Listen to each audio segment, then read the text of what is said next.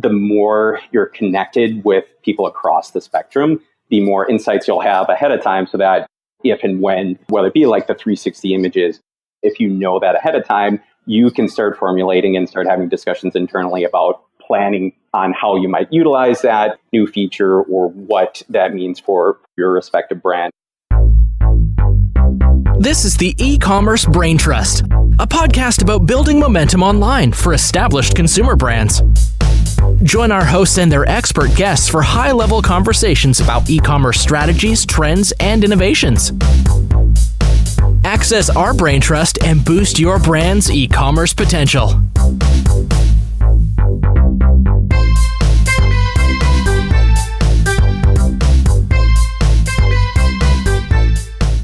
Welcome back to the Ecommerce Braintrust podcast. I'm your host, Kiri Masters, and today I'm really thrilled to be joined by Calvin Lammers, the Director of E-commerce at Spindrift, the beverage company. Welcome to the show, Calvin. Well, thanks, Kiri. Thank you so much for having me, and excited to be on with you. So I was really interested to chat with you because you're, I guess, like in e-commerce dog years, a veteran in the space. I've been out there for a while. Yeah, I've seen some things in my day. So you've been at Spindrift for a couple of years. Spindrift is eating the carbonated beverage world, by the way. So that's got its whole own journey. Maybe we could talk about that a little bit, but I'd love to get started with your e-commerce career history, because you've been at Amazon or an Amazon subsidiary. You were at Kind, you were at Bay, another beverage company. So a lot of sort of new healthy CPG brands, right. And then just a few other points on your resume I thought were really interesting. So I'd love to hear from you how you first landed in e-commerce and why you've stuck around this long. Absolutely, yeah. And I always like to say that I think there is no singular path into e-commerce, although mine is kind of a weird winding road. I don't think it's all that dissimilar or different from most people. But I started out in my career in the retail kind of industry. So I actually worked at Target headquarters in Minneapolis, being a Midwest guy. That was my first job out of college. And so that was kind of the impetus, or kind of laid the idea in my head about working on the brand side, because, our largest vendor at that time was PepsiCo. And so that would be a common conversation that I was having with my rep when I was at Target about. He would always tell me how much better that things were on the brand side, and so that kind of stuck in my head or the back of my mind, kind of over the next couple of years. So I had done an internship in New York, and that kind of got the idea in my head about possibly moving to New York and breaking out of my Midwestern roots. Thankfully, just happened to kind of stumble upon a job listing for Quidsi, the subsidiary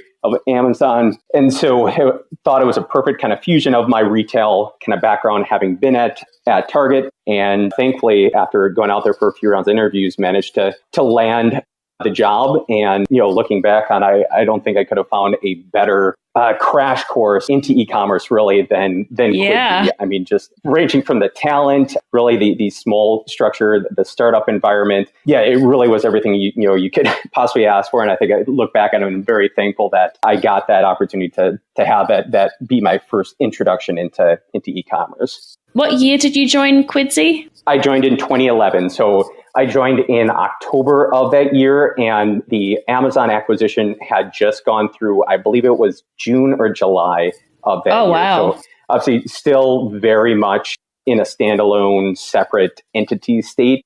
Really hadn't had any integration or much involvement from Amazon at that point. So that was also kind of like a perfect time to be joining the company, since it still had very much that startup entrepreneurial spirit right after that acquisition by Amazon. Yep. Yeah, definitely. There's a lot of Quidsi alumni out there doing exciting things. So I'm sure that you're really happy to rely on that network these days. Absolutely. Yeah. And I think it's proved invaluable. And I like to say I didn't go to business school, but essentially I like to call my time at Quidsi business school in the e-commerce world, just for how much I learned and the network that I gained through that experience. Yeah. What happened next? That was my first foray into the brand side. I had always had an interest in the fashion space, and so was looking for new opportunities. And so I had a pretty broad kind of overview or perspective of a category management from a retailer's perspective. So I was looking to hone up more on my analytical skills. So that's where I looked at J. Crew, which at the time was one of my favorite fashion brands, especially on the men's side, and landed a position as inventory planner for jcrew.com.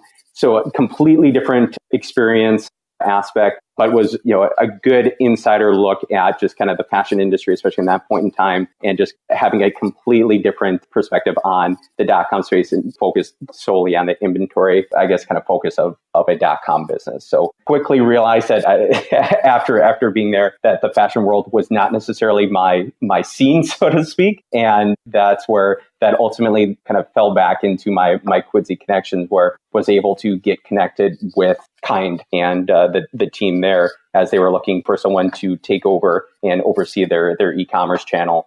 And so this would have been in 2014. So Kind still very much, a newer player in the space, new to the category, but was making obviously waves as this kind of disruptor brand. And so it was a perfect opportunity to kind of take that experiences from Quidsy and play that into more of a brand or on the brand side in kind of taking those learnings and experience. So you like this category a lot. What is it that you like about CPG? It's challenging. It is. To boil it down to just one reason, obviously, is a little tough. There's a few intangibles. I think from one, I think it's just one of the under-indexed categories online. So to me, that again gets back at more just what I loved about the Quidsy environment, just being more in that, at the forefront, of leading a new charge, being very much, that startup entrepreneurial spirit. And so knowing that we're kind of leading this charge on the CPG space that hasn't really been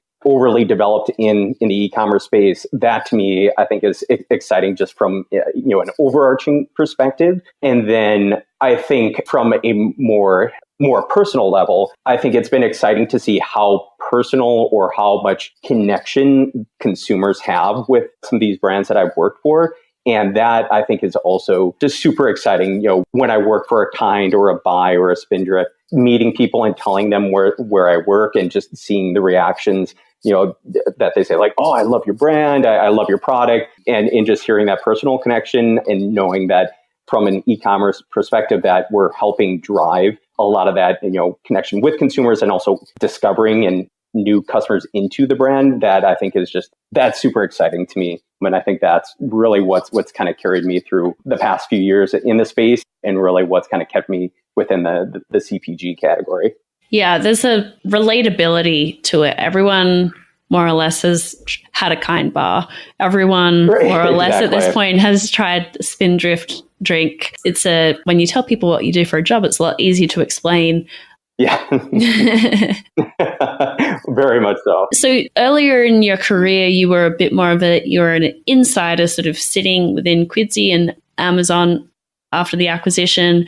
Now you've been on the brand side for a few years. I wanted to find out how you stay up to date with the best practices and the latest and greatest with marketplaces like Amazon, because now, especially with a more senior role like you have, you're a bit more detached from the day-to-day. You're a bit more detached from what's going on with the programs and the tools and the news updates. So what are your go-to resources right now? Yeah, so I think it's on a couple of different fronts. I think for one, it's been maintaining just the network within the e-commerce space, facilitating continual conversations and facilitating and continuing conversations and ultimately friendships made through that connection. And I think that's one thing that to me has been really exciting to see over the last couple of years, that I think there's been more of an opening in terms of the perspective on the brand side in kind of opening up their view on information and knowledge sharing, which I think back when I was at Kind in 2014, that really wasn't the case. I think partially because it still was very, nascent focus for a lot of these brands. So they were really keeping it small, close to the vest. But my first foray into kind of that information and knowledge sharing was a Kantar digital share group back when I was at Kind after a few months. formed a partnership with Kantar and joined a digital share group. And that was my first kind of exposure to this idea of knowledge and informational sharing, across, categories and in companies that I thought was thoroughly helpful and insightful, and really the most impactful way to learn information and what was going on, from other people that were, in the weeds or in the same day-to-day work that I was at while I was at Kind. And so now, not having necessarily continued with a formal share group like that, it's still keeping that same idea and forming those connections, whether it be through events, conferences that I'm at, whether it be like eTail East that's coming up next month in Boston, setting up meetings or meeting connections through that. It's just continuing to network and formulate and inform those connections and keep those conversations going. I regularly meet up with a couple of contacts that I met through the years, and we'll grab drinks and just kind of talk about what they've been experiencing or what their recent challenges or hurdles that they faced with Amazon or otherwise. And those conversations, I think, are truly the most impactful, or that I've found the most helpful throughout my career. So I think it's a combination of that, and then just continuing to join as many webinars or e-commerce focused conferences that you can find.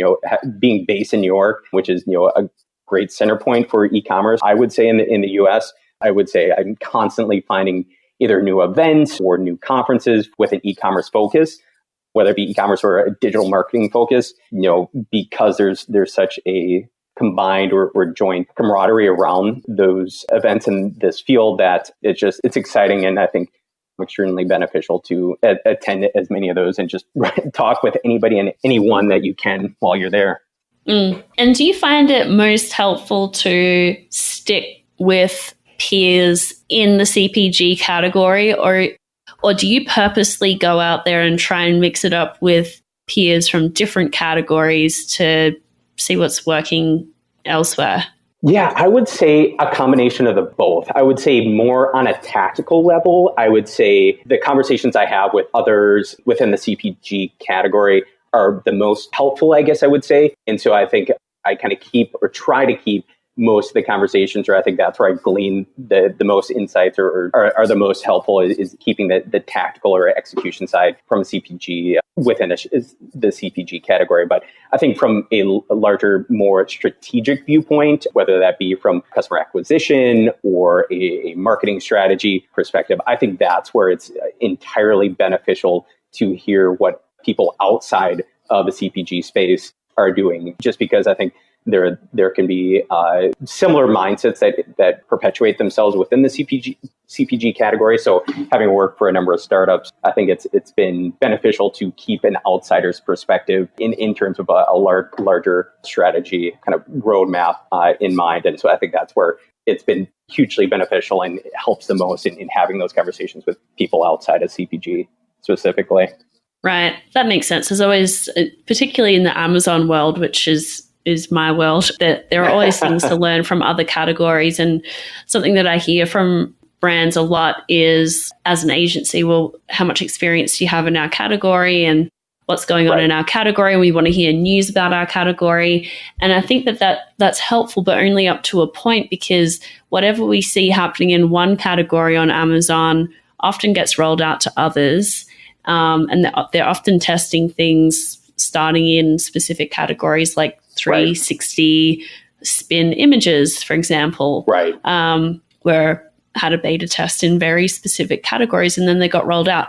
So I don't think it's always beneficial to really keep your head stuck in one specific category. And often we find that the CPG is a special category for sure. So is fashion, so is automotive, so is business and industrial. Like every category has its special, unique parts of it, but for every difference, there are many, many, many more similarities. Absolutely. And I think, like you were saying, that a lot of times Amazon, they'll beta test one certain new feature or aspect of a detail page on one category, see how it performs before opening it up to other categories. And I think that's exactly right, where the more you're connected with people across the spectrum, the more insights you'll have ahead of time, so that if and when, whether it be like the 360 images, if you know that ahead of time, you can start formulating and start having discussions internally about planning on how you might utilize that new feature or what that means for your respective brand. And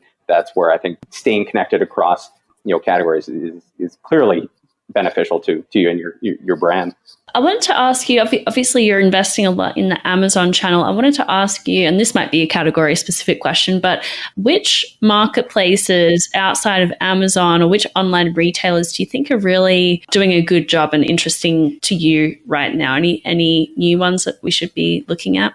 Yeah, from a CPG perspective, yeah, I've been working on the brand side for a while, and Amazon has always been and still remains the kind of the far and away biggest opportunity, I think, in the online space. But especially when I was at Kind, and that's kind of carried through even till now. There have been other players in the consumable space that have done a good job. I think it's been interesting that some of those, as is kind of the norm in the space, have either gone away or been acquired and since rolled into kind of their respective companies. I think one that was a huge customer when I was at Kind was Vitacost, and now it's been interesting to see how, after the Kroger acquisition, how it's been more kind of a similar to aspect to what they've done with Jet and Walmart.com, where it's been more kind of integrating the talent from the standalone .com site and integrating it into the larger parent company.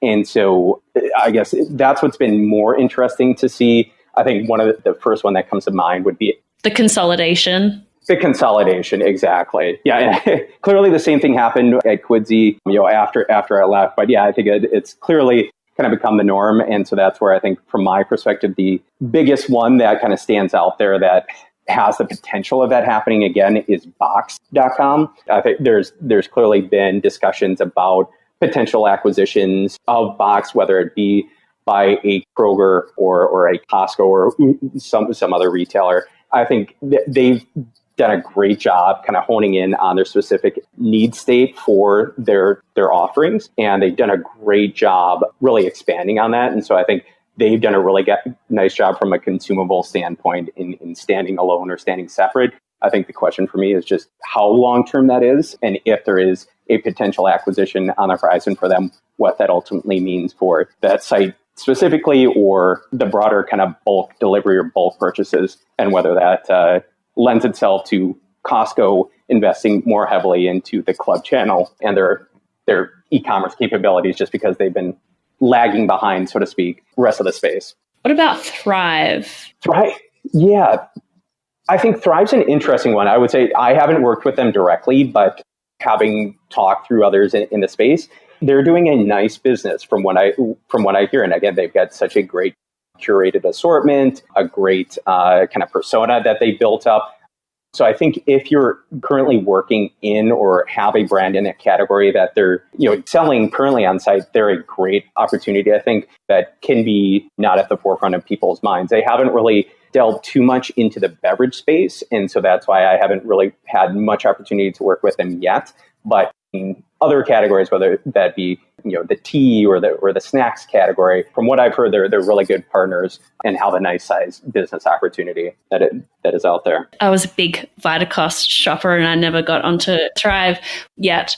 But what I have been hearing literally in my fairly heavy podcast rotation is ads for Thrive Market. And they've sort of dived into the podcast market, which I think is this like emerging media channel that will be interesting to watch in the next few years. But their call to action in these podcast ads was actually about the fact that a lot of the products on Thrive you can't find at Amazon.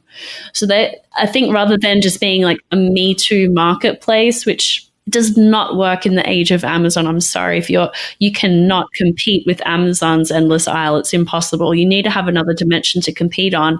And if you're out there saying we have products on our marketplace that Amazon doesn't, kind of tricky to do because you need to lock brands in and get an exclusive from them, which is difficult. But if you can do that, then I think that you could carve out a pretty special place for yourself, as long as, you can get some really good brands that are going to draw people in. Absolutely. And that's, I think, going back to the box conversation, that's what Box has really kind of done with some brands in the e-commerce space. I think it was Smart Water. They announced exclusively that, Boxed would be selling their new line of water that I think was a certain pH. Box was the first one that had exclusive rights to sell that new line for 6 months. And I know a few other consumable brands have kind of done the same thing. So I think that exactly hits the nail on the head that these e-commerce retailers outside of Amazon have needed to kind of create something unique in their offering that can't be found on Amazon. I think that's an amazing way to do that, is finding those either exclusive products or exclusive launches, and that creates some major excitement for these brands. Yeah, for sure. All right, well, to round out our discussion today, I wanted to ask you, what advice do you have for newer recruits coming up through the e-commerce ranks? Absolutely. So I think my best piece of advice is that clearly I've had this kind of question come up from people where they're asking, how they can learn more about e-commerce or how they can get into the space. And really, as I kind of said earlier, there's no perfect way. And I think there's, countless ways that you can get into it. But I think the best way to learn or find out more and educate yourself about the space is really by connecting with those in the space that are actually in the day-to-day and working with it on a daily basis. And from what I've seen, and myself included and others that I've talked to, there is a general openness about talking about anything and everything e-commerce, because clearly we still are a smaller piece of the pie of the entire retail pie. So we're all kind of at the forefront in continuing this push to educate about e-commerce. Everybody's that's in it, dealing with it or educating and kind of advocating for it internally and externally, I think, on a daily basis. So talk to those people, because we'll be willingly and wantingly to talk about it. So I think connecting with those people, having those conversations. And then it's also, I think there is plenty of great case studies, whether it is Kantar or whether it's 1010 data. There's all these various organizations that are publishing information about e-commerce trends and case studies, joining as many webinars as you can. It was just on one earlier today. So just attending as much of that free information that is out there.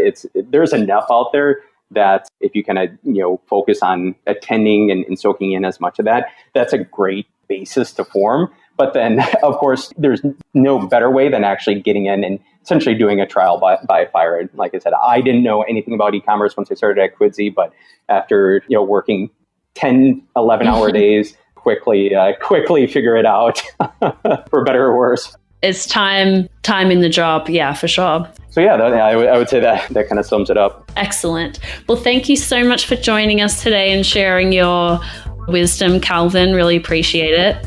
Well, thank you. No, it was my pleasure. If folks want to reach out to you, what's the best way? Do you accept LinkedIn requests? Are you on Twitter? You can find me on LinkedIn, Kelvin Lammers, or you can reach me via email, just kelvin.lammers@gmail.com, and happy to connect. Excellent. Thanks again, Calvin. Thanks so much, Kiri.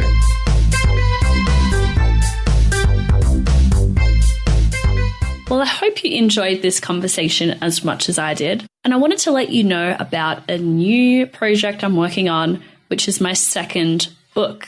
I'm actually co-authoring a book this time with one of my friends and media experts, Mark Power from Podium. And we're co-authoring a book called Amazon for CMOs. And it's pretty much exactly what it sounds like. This is Amazon strategies and insights for senior level retail executives. What we've done is distill our experience of working with brands, both small and very, very large Fortune 500 brands, into a book for executives to get a sense of what's going on within Amazon. What can we learn about their leadership principles and the way that they make decisions? What are their frameworks for deciding what to work on? How to prioritize things.